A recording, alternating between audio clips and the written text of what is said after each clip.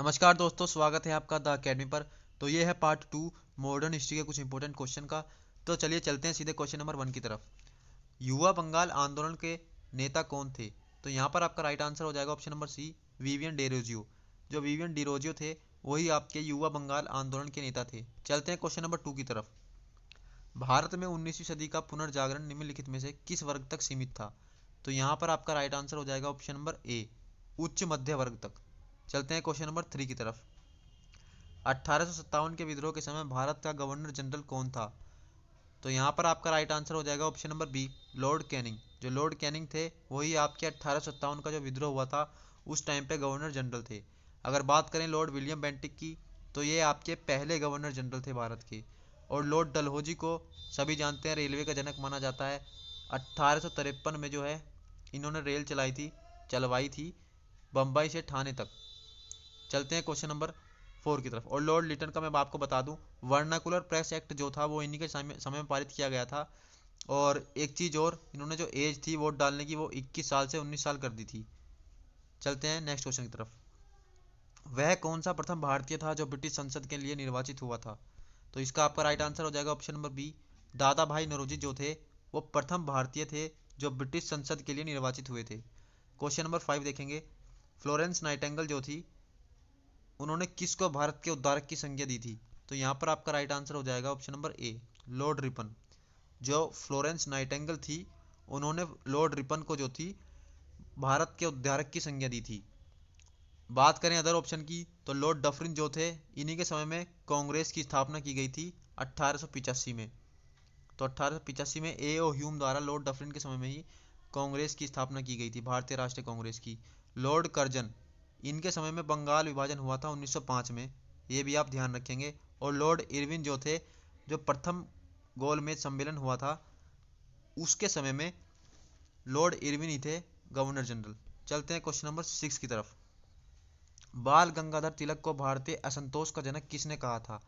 तो इसका right answer हो जाएगा ऑप्शन नंबर सी, वैलेंटाइन शिराले जो थे उन्होंने बाल गंगाधर तिलक को भारतीय असंतोष का जनक कहा था। चलते हैं नेक्स्ट क्वेश्चन की तरफ। Question number 7।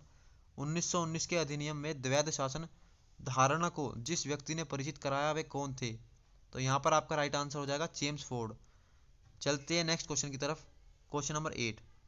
व्यपगत सिद्धांत को किसने समाप्त कर दिया था? तो यहाँ पर आपका राइट आंसर हो जाएगा ऑप्शन नंबर बी। तो व्यपगत सिद्धांत को लॉर्ड रिपन ने समाप्त कर दिया था। अगर बात की जाए शुरू किसने किया था, तो वो हो जाएगा आपका आंसर लॉर्ड डलहौजी ने। लॉर्ड डलहौजी ने व्यपगत सिद्धांत शुरू किया था और लॉर्ड रिपन ने इसको समाप्त कर दिया था। चलते हैं क्वेश्चन नंबर 9 की तरफ। क्वेश्चन नंबर 9 है, गुरुमुखी लिपि का आरंभ किसने किया? तो यहाँ पर आपका राइट आंसर हो जाएगा ऑप्शन नंबर सी, गुरु अंगद जो थे उन्होंने ही गुरुमुखी लिपि का आरंभ किया था। और गुरु अंगद जो थे वो दूसरे नंबर के गुरु थे सिखों के। अगर बात करें अदर ऑप्शन की, तो गुरु अर्जुन देव जो थे उन्होंने हरमिंदर साहिब का निर्माण कराया था और आदि ग्रंथ की शुरुआत की थी। और गुरु गोविंद सिंह जो थे इन्होंने क्या किया था, खालसा पंथ का निर्माण किया था, खालसा पंथ की स्थापना की थी। और पाहुल प्रणाली जो थी, पाहुल प्रणाली इनकी शुरुआत की थी। और गुरु रामदास जो थे इन्होंने क्या किया था, इन्होंने गुरु पद को पैतृक बना दिया था। इससे क्या मतलब हुआ, मतलब इन्होंने अपने पुत्र को, इनके पुत्र थे अर्जुन देव, इन्होंने अपने पुत्र को गुरुपद सौंप दिया था। तो इन्हीं के बाद से गुरुपद पैतृक हो गया था। चलते हैं क्वेश्चन नंबर 10 की तरफ। भारतीय प्रेस का मुक्तिदाता इनमें से किसको कहा जाता है? तो यहाँ पर आपका राइट आंसर हो जाएगा ऑप्शन नंबर बी, जो चार्ल्स मेडकॉफ हैं उन्हीं को भारतीय प्रेस का मुक्तिदाता कहा जाता है। चलते हैं क्वेश्चन नंबर 11 की तरफ। तो क्वेश्चन नंबर 11 है, रिंग फेंस पॉलिसी सुरक्षा प्रकोष्ठ नीति संबंधित है किससे? तो यहाँ पर आपका राइट आंसर हो जाएगा option number A, Warren Hastings से जो है रिंग फेंस पॉलिसी संबंधित है। चलते हैं क्वेश्चन नंबर 12 की तरफ। शारदा अधिनियम 1929 के अंतर्गत लड़कियां और लड़कों के विवाह की न्यूनतम आयु क्रम से कितनी निर्धारित की गई थी? तो सबसे पहले तो आपको ये पता होना चाहिए कि शारदा अधिनियम किससे संबंधित है, वो संबंधित है बाल विवाह से। तो इसका आंसर सही हो जाएगा question number option number B, 14 एवं 18। तो लड़कियों की आयु जो थी 14 थी और लड़कों की आयु थी 18 वर्ष। इस अधिनियम के तहत इतनी कर दी गई थी। चलते हैं क्वेश्चन नंबर 13 की तरफ। लाइफ डिवाइन जो पुस्तक है उसके लेखक कौन है? तो यहाँ पर आपका सही आंसर हो जाएगा ऑप्शन नंबर ए, जो अरविंद घोष हैं वही लाइफ डिवाइन के लेखक हैं। बात की जाए जवाहरलाल नेहरू, इनके द्वारा एक बहुत ही प्रसिद्ध पुस्तक है वो कई बार एग्जाम में पूछी जा चुकी है, उसका नाम है discovery of India. Mahatma Gandhi की पुस्तक है माई एक्सपेरिमेंट विद ट्रूथ। साथ ही इन्होंने कई पत्रिका भी लिखी, जैसे नवजीवन, यंग इंडिया, और वीर सावरकर की बात करें तो इन्होंने लिखी है वार ऑफ इंडिया इंडिपेंडेंस। चलते हैं नेक्स्ट क्वेश्चन की तरफ। किस दिन मुस्लिम लीग ने पाकिस्तान दिवस के रूप में मनाया? तो यहाँ पर आपका राइट आंसर हो जाएगा ऑप्शन नंबर ए, 27 मार्च 1947 को जो है मुस्लिम लीग ने पाकिस्तान दिवस के रूप में मनाया था।